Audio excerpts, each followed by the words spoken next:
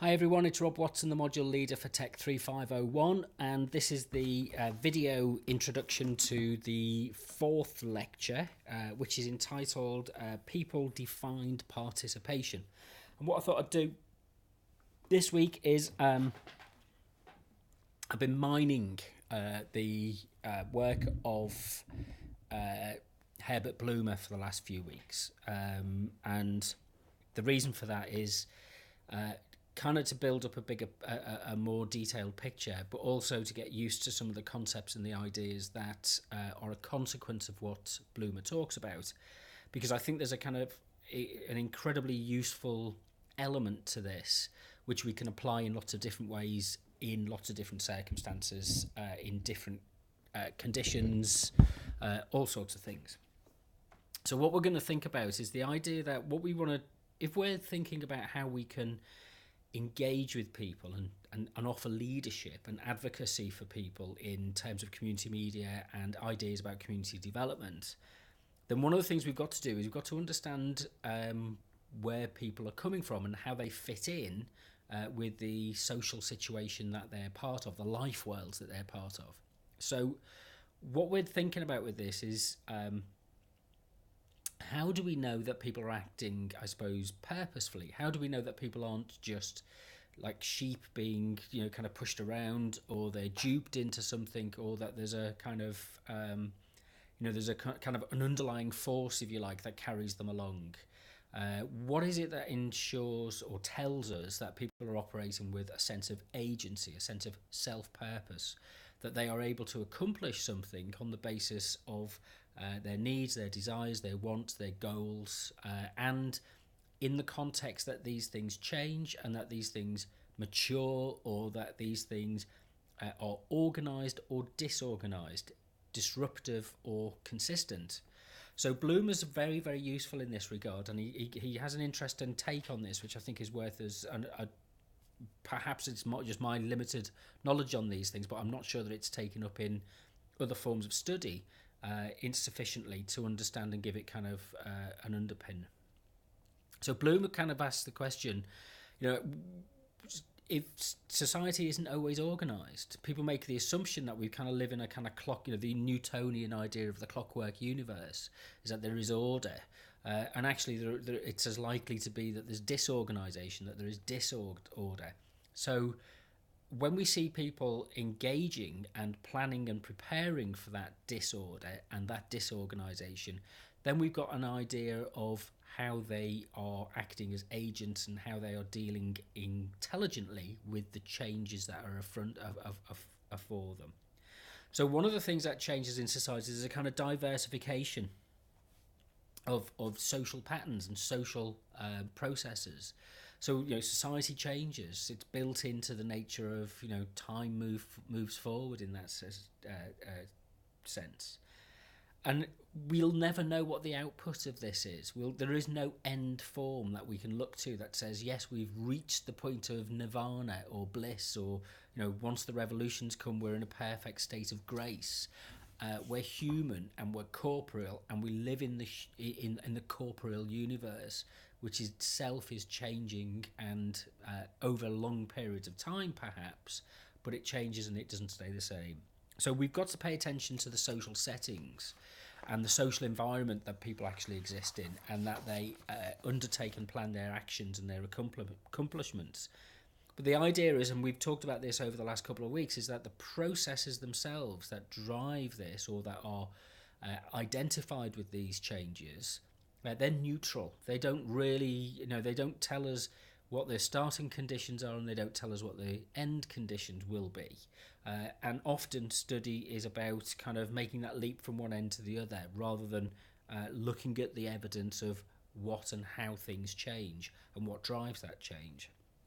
In a sense that we can't look at social engagement and participation in community media and community development as if it was in a social vacuum. So I'm going to use and draw on a passage in Blumer's book about industrialization, which I'm going to relate to Einstein's theory of relativity, because I think there's a good kind of synergy with the ideas here. And this is the idea that kind of as with space and time, what Einstein related and made the conceptual leap to call space-time, it's one and the same thing. We kind of have meaning and society or social arrangements. We kind of have social meaning, if that's not pushing the idea too far. But the idea of relativity is that if you change one, you change the other. So what happens if you change the geometry, the spatial arrangements? You change time. So the closer you are to a centre of mass, time changes, and the further away you are from a centre of mass, the time changes and the geometry changes.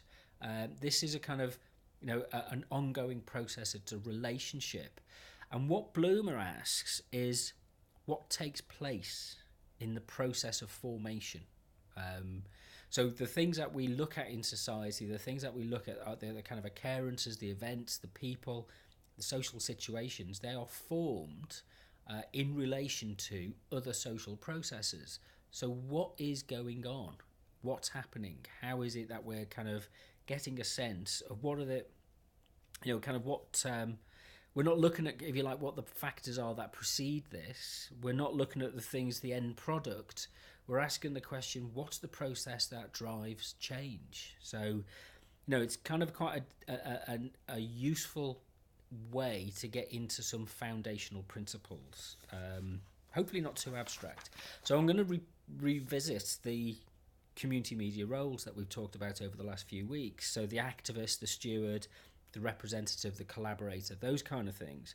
I'm going to ask some questions about how we establish those role characteristics.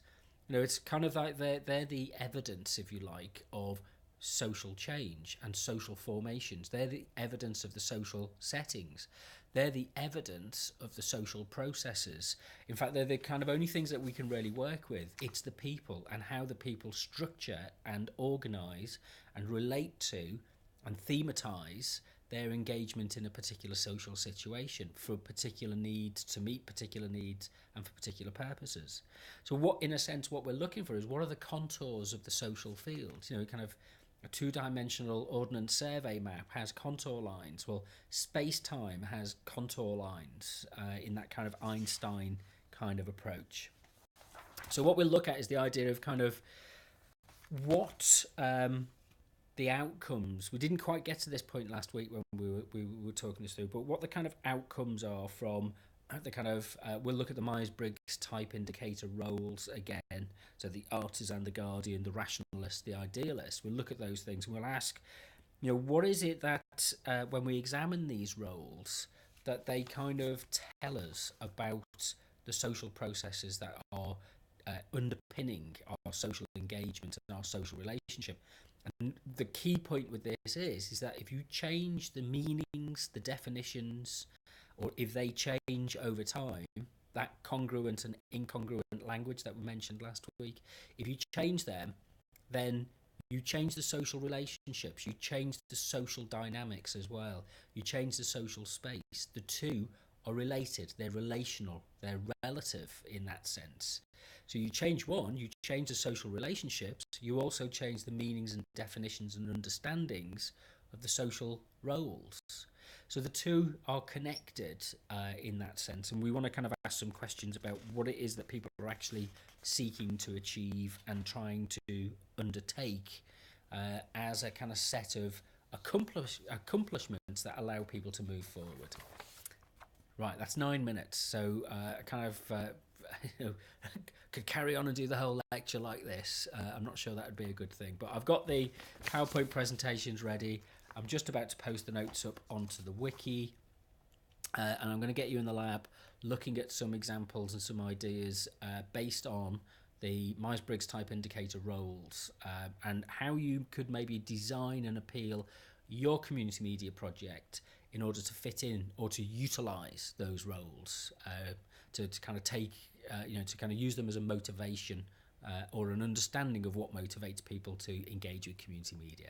Sorry I've gone on so long, but I'll see you at the lecture next week.